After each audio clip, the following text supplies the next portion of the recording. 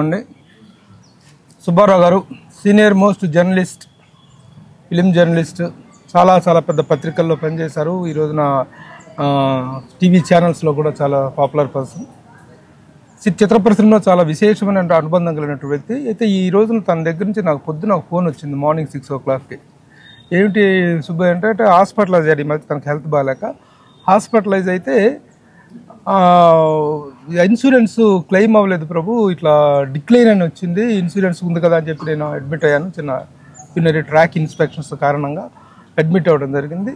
4 రోజుల తర్వాత డిశ్చార్జ్ చేసే టైంకి ఇన్సూరెన్స్ క్లెయిమ్ అవ్వలేదు అని చెప్పేసి తను బాధపడుతుంటే ఎట్లా చేద్దాం ఎట్లాగా అని అడుగుతూ ఉంటే సరే మాట్లాడదాం, నేను వస్తాను హాస్పిటల్కి, అలాగే మిగతా మన అసోసియేషన్ తరఫున కూడా మనం ఫైట్ చేద్దాం, ఎందుకు డిక్లైన్ అయింది ఎందుకు కనుక్కుందాం, లేదనుకుంటే డబ్బులు అని కావాలనుకుంటే మనందరం ఏదో చేసుకొని మనం విల్ డూ సంథింగ్ అని చెప్పి తనకు ధైర్యం చెప్పి నువ్వేం వర్రీ అవ్వకో ధైర్యం చెప్పాను.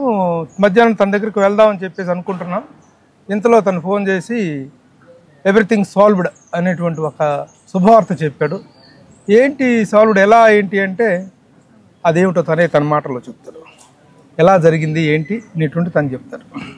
నమస్తే అండి అందరికీ. గత శుక్రవారం చిన్న అనారోగ్య కారణాలు యూరినల్ ఇన్ఫెక్షన్ వల్ల హాస్పిటల్కి వెళ్ళాను.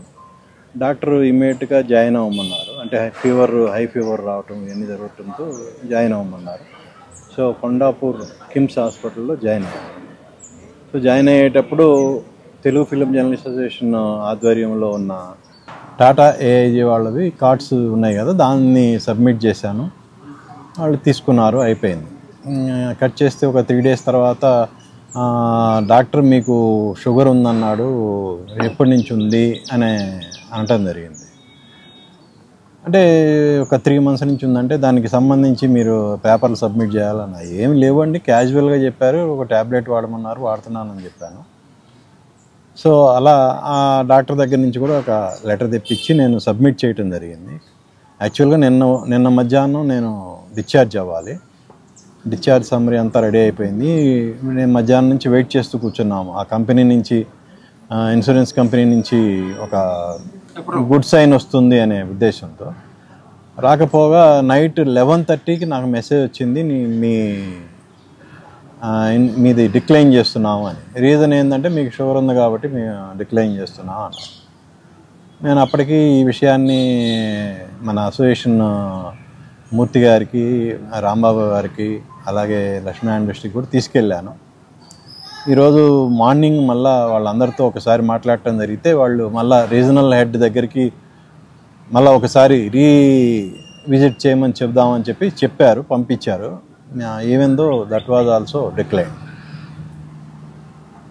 ఈ మొత్తం ఎపిసోడ్లో నాకు ఈరోజు ఉదయం ఏమి పాలుపోక ఏం చేయాలా ఏంటి అని అనుకుంటున్నప్పుడు ఇండస్ట్రీకి ఒక పెద్ద దిక్కు అంటే మెగాస్టార్ చిరంజీవి గారు.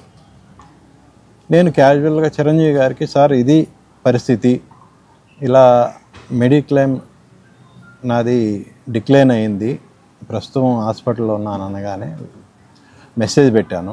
ఎందుకంటే నిన్న బర్త్డే సెలబ్రేషన్స్ గ్రాండ్గా జరిగినాయి. సార్ బాగా అలసిపోయి ఉంటారు. ఆ మెసేజ్ చూడటానికి కూడా ఒక 1 or 2 days పడుతుందేమో అనుకున్నా. నేను వితిన్ 1 hourలోనే చిరంజీవి గారు స్పందించి ఇమ్మీడియట్గా కాల్ చేశారు. ఏంటి సుబ్బారావు ఏంటి ఏమైంది అంటే ఇలా సో ఇలా జరిగిందన్న. ఓకే, లీవ్ ఇట్ ఎవ్రీథింగ్, నీకేంటి, నువ్వు ఇప్పుడు ఇమ్మీడియట్గా హాస్పిటల్ నుంచి ఇంటికి వెళ్ళాలి, అంతే కదా, నేను మనిషిని పంపిస్తున్నాను, నువ్వు ఇంటికి వెళ్ళిపో హాయిగా, ఈ మెడిక్లెయిమ్ అవన్నీ పక్కన పెట్టేసాయి, అవన్నీ తర్వాత చూసుకుందాం అన్న ఒక మాట.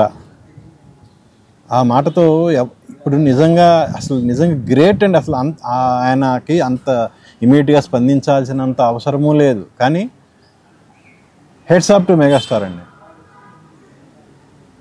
ఆయన అంత ఇమీడియట్గా స్పందిస్తారని అసలు నేనైతే ఎక్స్పెక్ట్ చేయలే ఇమీడియట్గా. ఆయన ఎందుకంటే ఆయన ఉన్న హెక్టిక్ షెడ్యూల్లో ఆయన తిరుమల వెళ్ళి వచ్చారు, నిన్న బర్త్డే సెలబ్రేషన్ జరిగినాయి. ఇంత ఫాస్ట్గా స్పందించి, అంటే మన ఇండస్ట్రీలో మన మనుషులు అంటే ఎంత కేర్ తీసుకుంటారు చిరంజీవి గారు అనడానికి ఇది ఒక నిదర్శనం అండి. అలాగే మన జర్నలిస్టుల పట్ల ఆయన ఎంత ప్రేమ ఉంది అంటే, అఫ్కోర్స్ అటు దాదాపు 30 ఏళ్ళుగా చిరంజీవి గారు పరిచయం. అటు చెన్నై నుంచి ఇక్కడి వరకు ఏ రోజు ఒక మెసేజ్ పెడితే రిప్లై రాకుండా ఉండని ఏకైక స్టార్ హీరో మెగాస్టార్ అండి.